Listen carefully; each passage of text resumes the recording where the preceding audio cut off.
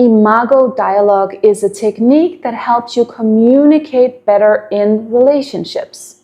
In this video, I'll explain how the technique works. It's actually pretty simple, and once you understand it and got it down, it'll be like riding a bike. The technique was developed by Harville, Hendrix, and Helen, and it was part of Imago relationship therapy. The method focuses on deep, intense listening and reflecting back to your partner that you're hearing and understanding what they're saying to you. So there's always a listener and there's a speaker.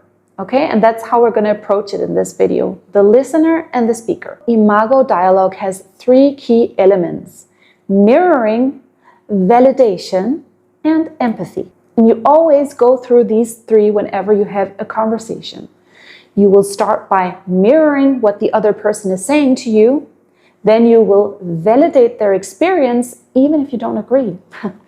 And then you will empathize with their situation and where they are coming from. Let's take them one by one. During the first step, which is mirroring, you're going to completely mirror back to them what they're saying. So let me give you an example here. So if the speaker says, "I feel hurt when you cancel our plans at the last minute," then the listener will say, "What I hear you saying is that you feel hurt when I cancel our plans at the last minute." And then they ask, "Did I get that right?" You want the yes from the other person, because if you didn't get it right, they can say, "No, that's not what I meant. I meant this." And then you go through the mirroring again.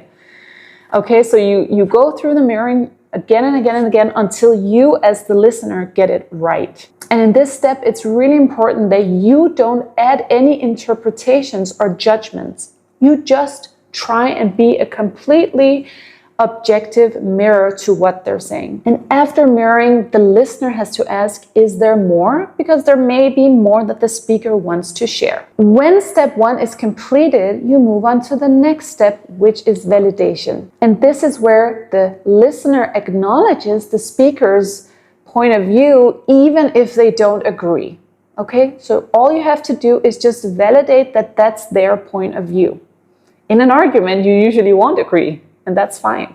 That's not even important in this step. You just have to validate anyways. I'll give you an example here.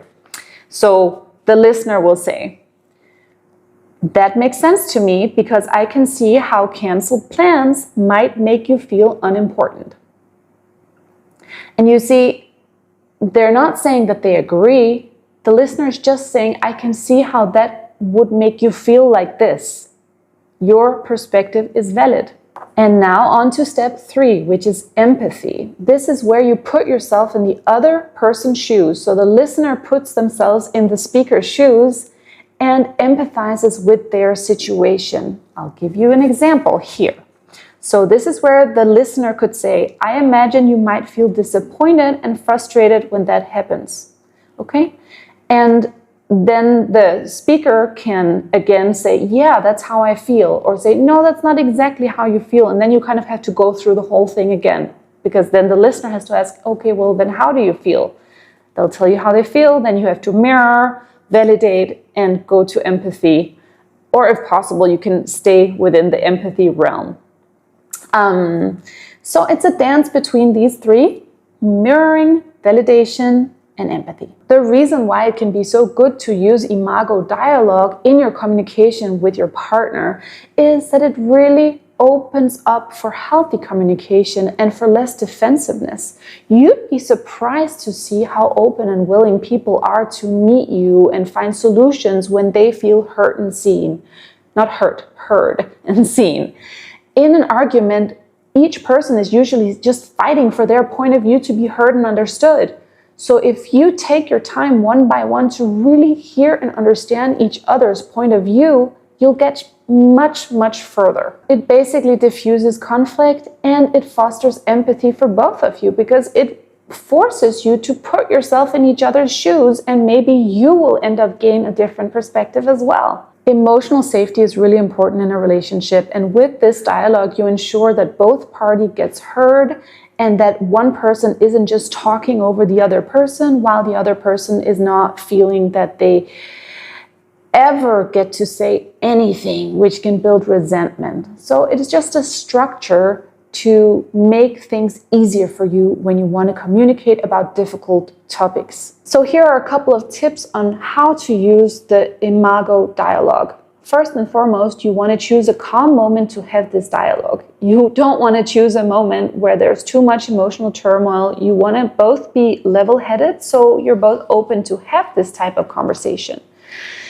It shouldn't be a stressful moment either. There should be peace around you. You should be alone by yourself. Then you need to set the stage, okay? You'll take turns. You'll start with one person being the speaker, the other person being the listener, and then once that is done, you'll switch it around and the listener becomes the speaker becomes the listener. So you both get your turn. And this will also make it easier for you not to interrupt the other person while they're talking, okay? Because interrupting is going to ruin the whole process. You don't want to do that.